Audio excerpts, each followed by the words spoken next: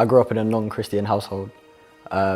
It's just me, my mum, my sister. When I went to university, I kind of was acting out of character and things like that. Like I would start partying and things like that, and I never used to do it when I was young.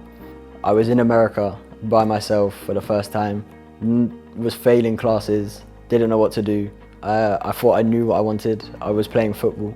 It wasn't going amazing at the time. I wasn't enjoying it. It wasn't the same football I was playing when I was in England. It wasn't the way I thought it was going to pan out in my head.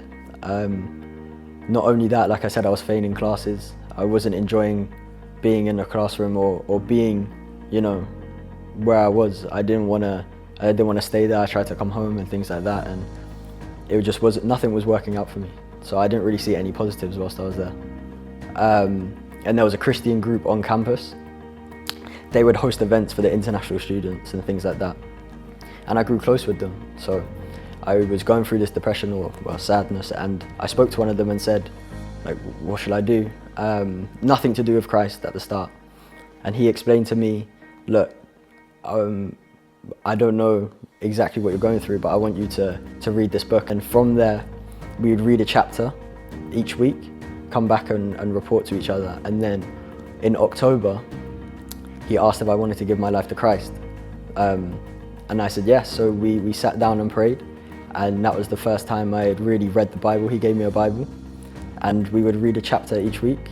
We would come and talk about it. And at the start, I saw it as a chore.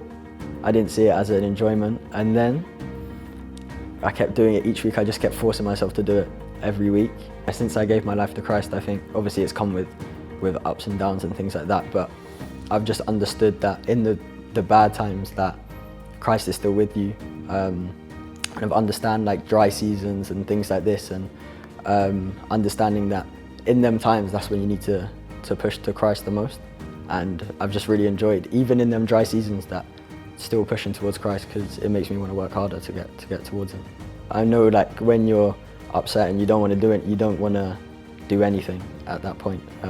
But I would say even speaking to someone about Christ can help, or reading a passage from the Bible. So what I used to do, I would just keep reading it and trying to break it down and understand, okay, how can this affect my life personally?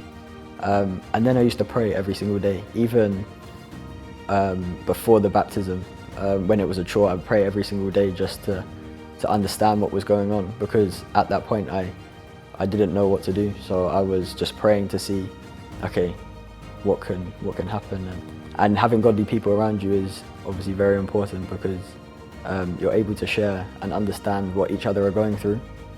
You're able to speak to each other and understand what God is doing in their lives and how they can help you, and how that can inspire you to do more, and also help them if they're in a season where things aren't going their way.